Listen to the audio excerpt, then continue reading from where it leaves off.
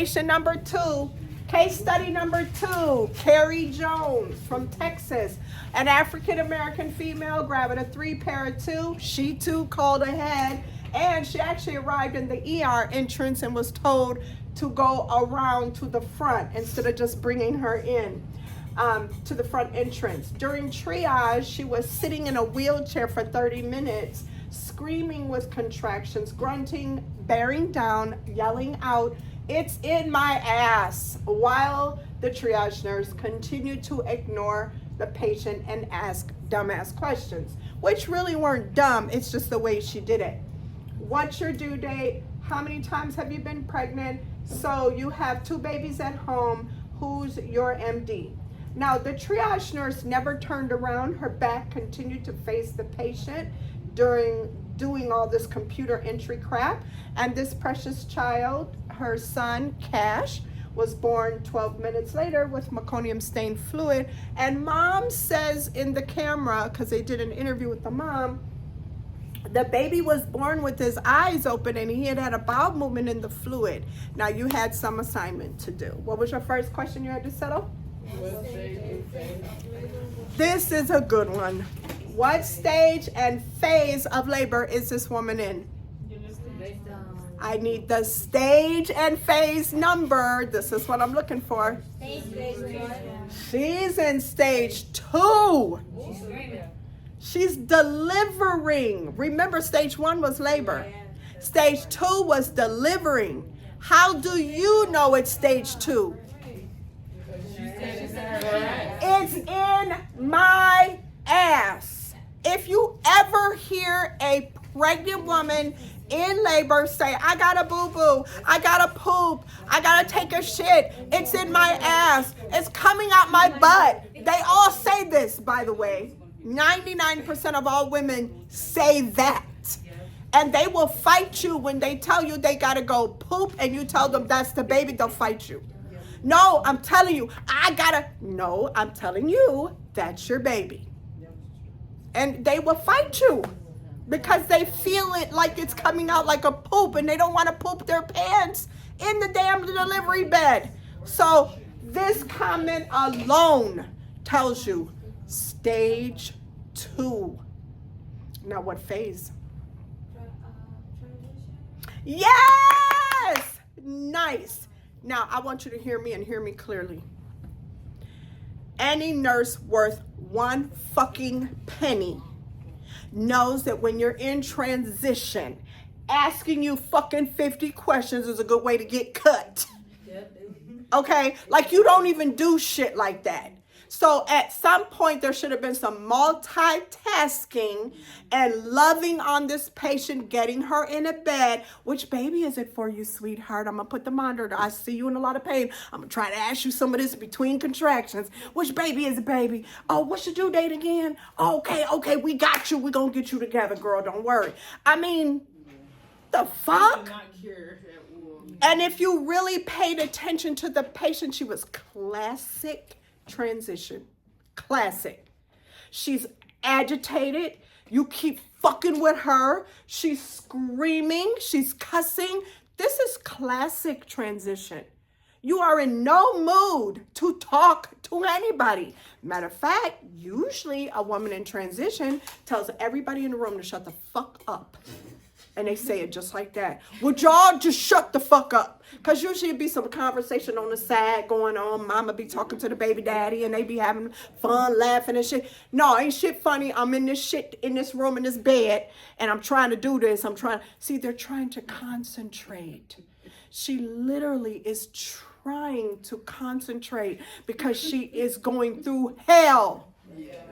Living hell. Like, for real. This is horrible. Even with an epidural, they get super quiet on you and they don't have any room for conversation. Okay, don't play with them. Okay, I told you as a nurse during transition, you don't ask patients anything. You tell them, okay, I'm gonna need you to turn over. Okay, I'm putting the monitor on you. Can I put the monitor? No, bitch, get away from me. Can you turn to your left side? No, fuck you, I like this side better. See, you can't ask them anything. You are directing them during this whole time. What kind of basic care and comfort fucking measures should have been done? Because this on your test. Transition, what should you be doing? Comfortable. Make sure they're comfortable. Like? Pillows. Changing their bed. No. Can't imagine changing a bed with this The patient. positions, holding the legs, holding the... That's not comfortable. What should you be doing to help her? Breathing. Okay, breathing with her. What's another thing you could have? Epidural. At this point, delivery? Doubt it. What else could you do? But no, not the ball either, because then she's No. the baby. Yeah, huh? Like cooling her face down. Cool, you better know that. Cool compresses. A cold, wet washcloth. Ice chips. Y'all know this. Y'all slipping. Ice chips and sips, we call it. Cool compresses to her. She's sweating. Trust me. She's sweating. Labor is hard work. She's hot. She's miserable. Okay? All right. So just think about that on your test, ladies. Cold compresses, ice chips. Okay? Encouragement. Love. How about that? Compassion. I got you. I know this is crazy because you're in a lot of pain right now. It's going to be over soon. Whatever. I mean, they ain't do none of that. It's horrible. Okay. So she's in, again, stage 2. And the phase of labor is transition. Going all the way through this. Just trying to get through it. Transition is 7 to 10. She's definitely about 10. Definitely. Okay. All right, guys. What's the second question? What complications? In her case, remember what she was doing? She was sitting in a fucking wheelchair. She even got out of the wheelchair at some point. She had to, because it was in her ass. So she got up out the chair and tried to just hold on to the chair. It's crazy. So what kind of complications, in fact, one of them already did, but what kind of complications could be happening here? And nobody is even checking a fetal heart rate. I don't know if you caught that when you saw the video. Nobody even took a fetal heart rate. Like, what did I teach y'all? The first nursing action is all 5 vital signs. You got her in this chair. So what kind of things could have happened to this baby and mother sitting there like that? It's crazy. It actually did happen. So what could have happened? Fetal what? Distress. I'm going to help you with this. Your baby don't appreciate you sitting on their fucking head as they're being born. Okay? Can we get that through our little skulls and think it through? They don't appreciate being sat on. They don't appreciate tight shorts around them when they're trying to get out. And all of that was going on because you heard her going, ugh, what the hell? Okay, so that's a big one, you guys. And guess what? Evidence of that fetal distress was the meconium stained fluid. Babies have a bowel movement in their fluid when they're distressed. Okay? So just sitting there like that was very distressful to a damn baby. And ain't nobody even monitoring a baby's heart rate. You don't know if it's 20 or 200. You have no idea what this heart rate is. What's a normal fetal heart rate? What's a normal fetal heart rate? 120 to 160, right? If we're moving all around, we might go up a little bit, but for the most part, 120 to 160 is normal. I don't know about you, but 30 minutes, don't see any record of any heart rate in there anywhere. Golly. Okay. All right. What else did we say you needed to know? Oh, wait, more complications. Okay. Another complication is, how do we know she doesn't have high blood pressure? How do we know? She's going through a lot. How do we know she's normal and healthy? We don't even know. It's kind of crazy. The other thing is the same thing that could happen here where she could be bleeding. She's a gravida 3/2, and every baby you have, you bleed more. Every baby you have, you bleed more. Also, how do we know the cord isn't there? How do we know that, whatever's happening with her, she still has her clothes on? We don't know anything. We could have a baby with the ass down instead of a head. How do you know she's not breech? It's just so insane. it's just negligence and just horrible She malpractice. need to lose her license ASAP. Like, that was, Yeah, that's, I'm glad you said that, because it's not just something where you write this up as a SIRS, because if I'm hearing about this, it's written up. It's that you should take it all the way to the board of nursing, because this is just evil, abusive behavior from the nurse. I mean, nobody could ever defend that nurse. I don't care who you are, you can't defend the nurse. She was Right? in the bed. The video I seen, the lady was in, like, maybe she was in the bed or something. She was in a chair She was in the chair. the whole fucking time. It was awful. Somebody was recording, and you could see the nurse, and you could see her. Her mama was recording, asking, do you treat everybody like this or just black people? She did not turn around. It was terrible. The video. It was It terrible. was a white lady, right? She did not turn around at all. But we know that Texas is one of the more racist places to be outside of Florida, in my opinion. Okay, what else did we say you needed to answer on this? What could happen to a baby with meconium stained fluid? Was mommy correct in saying his eyes were open? People, I find, after having done this 40 years, are very confused about newborns. Newsflash for you, all newborns' eyes are open when they're born. They're wide open. They're so amazing. They're looking at you when they come out. They are so beautiful and inquisitive about what just happened to me. And their eyes are always open. So that was not, but it gives you a layperson's example of how they think that was wrong. No, all babies' eyes are open. Okay, if they're not, it's kind of like wrong. But no, they are born wide awake. And they're going to be awake for 2 hours straight.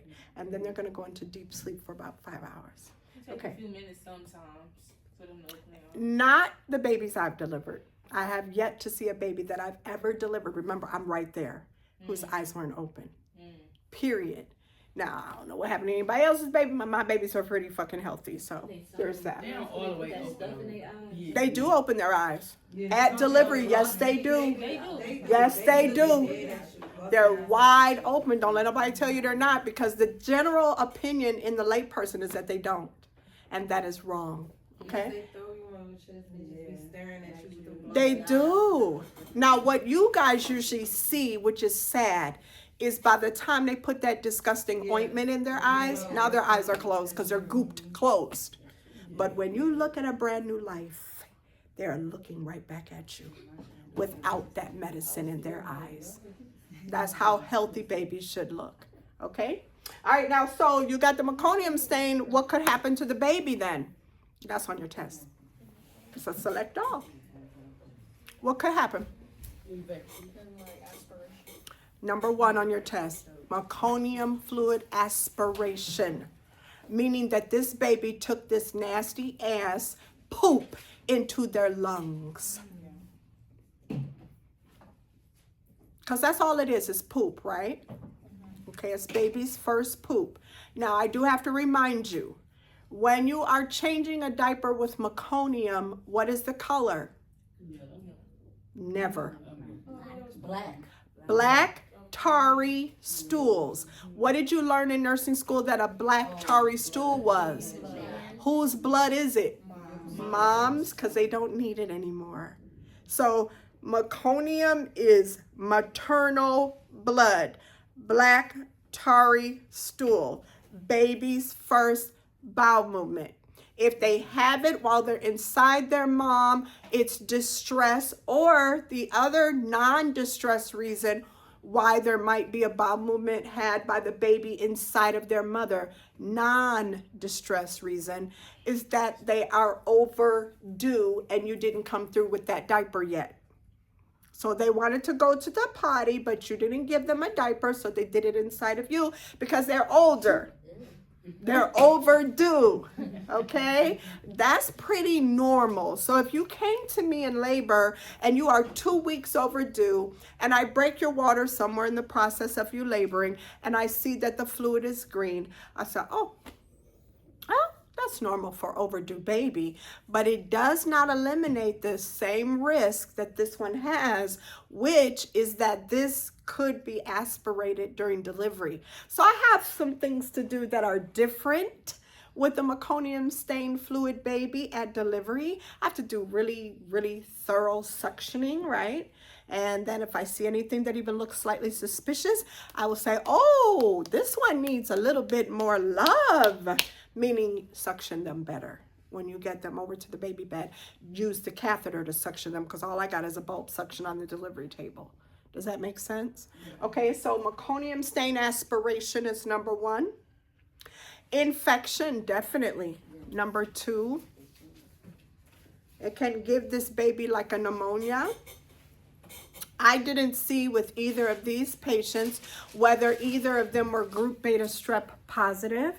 In fact, she's going on and on and on about all this questions and stuff, and I didn't see anybody's prenatal records or anything. And she called ahead, so the prenatal record should have really been in her hand.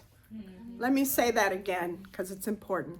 Both of these ladies called ahead, and I'm sure it happened here. It absolutely did not happen here. When you call ahead, that helps us so much, because we pull your prenatal records, and we know everything about you. It's kind of like we don't have to go through too much of this, because we see it on the prenatal records. Okay, so what I always tell you guys, even when we do toe-to-toe, the most important question out of your mouth, and she did ask those questions, was what's your due date and who's your doctor? Because I'm trying to get him here for you. Got it? What's your due date and who's your doctor? So that kind of helps us a lot, just those 2 questions. All this other shit is very good. I don't know about the 2 babies at home. That was like annoying. But, you know, how many times have you been pregnant? Tells me how fast you're going to go. But here's what's so crazy. She asked her the pertinent questions to tell the nurse how fast she might go, and she didn't pay attention. If this your 3rd baby, are you fucking around? Hell no. Matter of fact, that was the next question. How long should she have been in labor? Based on the stages and the phases and her gravidipara. What's average for a person who's had a kid before? 8 hours. But she's going kind of fast, talking about, Now, this one was also a multip. This is where the question was, how does her gravidipara and the stage and phase correlate? She was already there how many hours? 6. How many did you say was average for somebody who's had a baby before? 8. She ain't got but 2 more, and she proved it. She proved that 8-hour average, because she delivered basically in 6 hours and some minutes. She proved it. That's why a nurse should have thought this is her 2nd baby. She already been here 6 hours. Now she getting more uncomfortable. She probably finna pop any second, because you can go from 3 to 10 like that. Okay, if she was even 3 the 2nd time, which I doubt, because how do you deliver from 3 to 10 in 8 minutes? That don't even make sense. Somebody's exam was erroneous, right? Okay, so if you look at here, you have the meconium aspiration, number 1. You have the fact that this child may already have some hypoxia because they are coming out of poop, and she was sitting on them, so they may not be breathing really well at all. Okay, she was full term, so we know that based on that scenario, but she still could have some distress in terms of the hypoxia.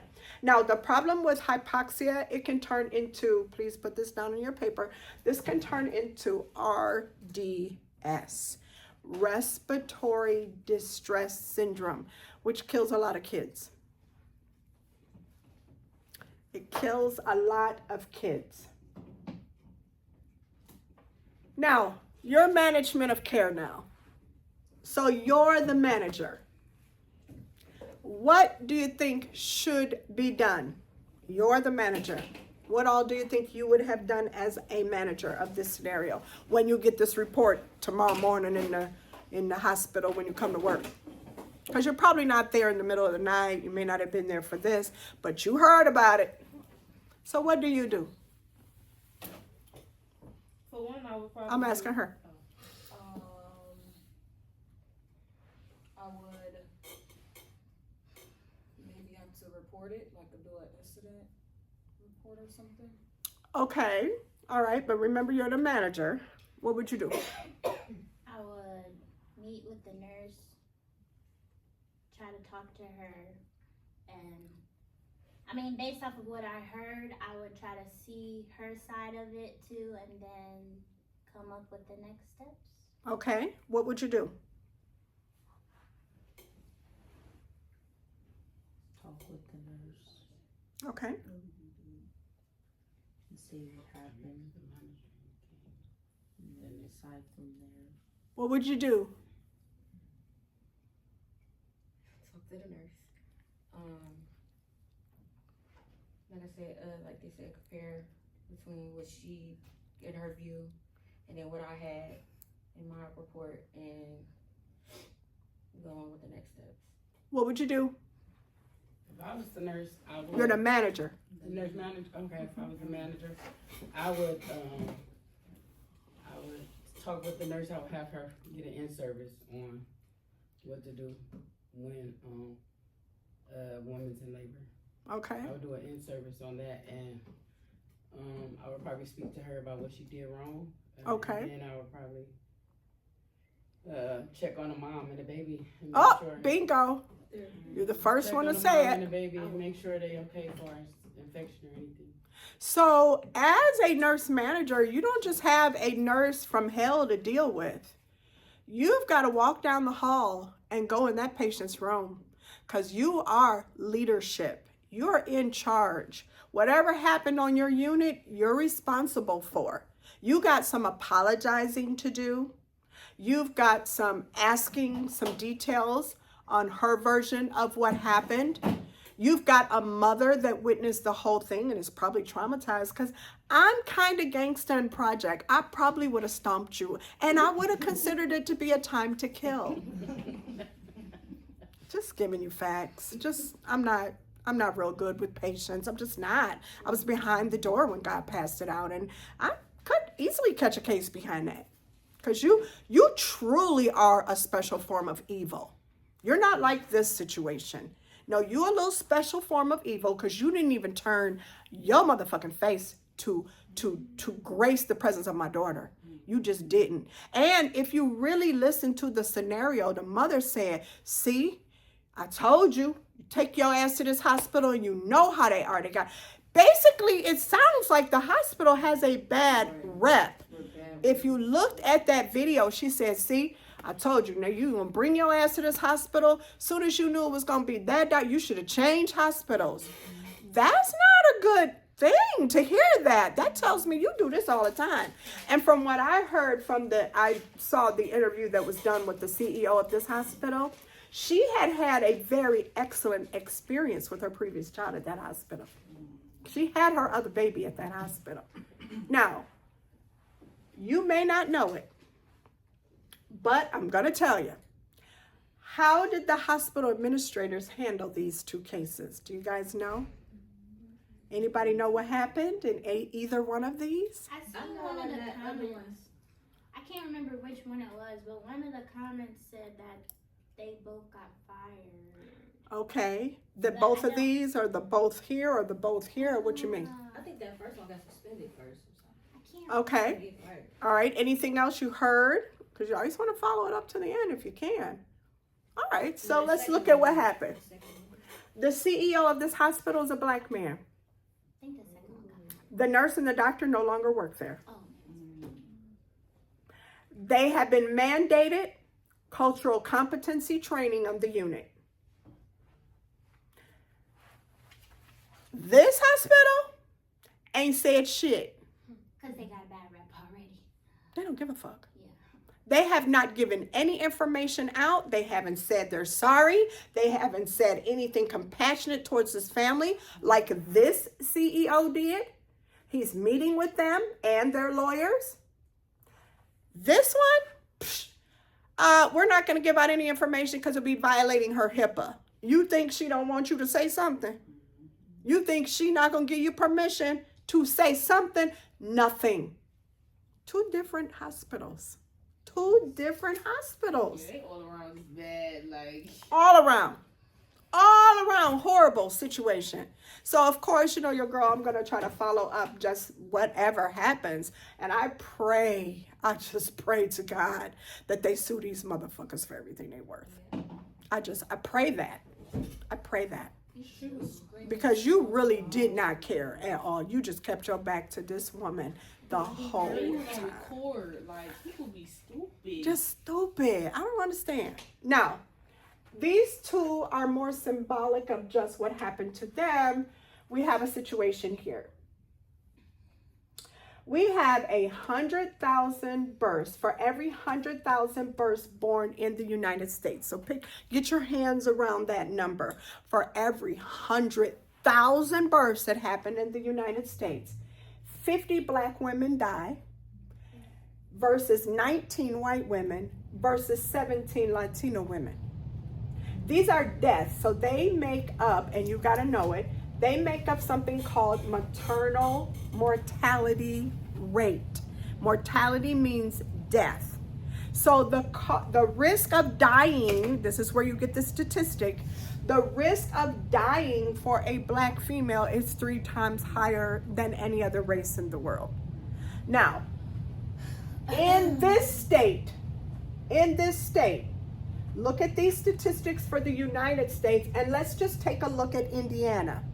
For every 100,000 births in Indiana, 156 black women die. They have tripled this number. 91, which is pretty high, white women die, and 79 Latino women die. Good grief. Now, babies, because that doesn't have anything to do with maternal. Babies are infant mortality rates, right? Infant. 2.5 times higher deaths in the black race. Okay? Now, sometimes we get bullshit, right? We get bullshit responses for why this is true. Well, black women don't take care of themselves. Well, it's the poverty line. Well, it's because they don't have enough education. Well, it's all bullshit, because here we go. Once we literally look at the income or the money of these black women, the education level of these black women, the pre-existing conditions of these black women, and the prenatal care quality of these black women, no matter what, we still see that black women died 3 times higher. So when we take out the woman who didn't eat right, when we take out the woman who had no prenatal care, when we take out the woman who's really very much poor, maybe even homeless, when we take out the woman with pre-existing conditions like diabetes, hypertension, HIV, or whatever, we still come up with 3 times higher rate of deaths. Examples of that: Beyonce, Serena Williams.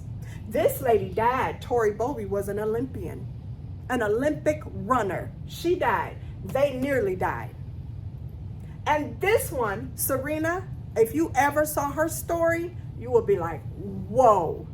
She begged for a CAT scan because she knew exactly what it felt like to have a pulmonary embolism, because she had had clots before. Now, she had an easy, healthy pregnancy. Matter of fact, she won a tennis tournament pregnant. So she was active, she was normal and healthy, but she had had a history of clots. She begged for a CAT scan, short of breath and coughing and begging for a CAT scan. They gave her a Doppler ultrasound of her legs instead. She said, are you kidding me? A Doppler ultrasound? The Doppler ultrasound was negative. She said, I told you I need a CAT scan and a heparin drip. 6 hours later, she was on a heparin drip and had a CAT scan that confirmed numerous clots in her lungs. She had to diagnose her own PE. You really got to read it. It's profound. It's profound, because if you know, like I know, a PE is deadly. Now, she wasn't poor. She wasn't uneducated. She didn't have poor prenatal care. She had no pre-existing conditions other than the clots. There's your statistics. That's it, baby. Okay.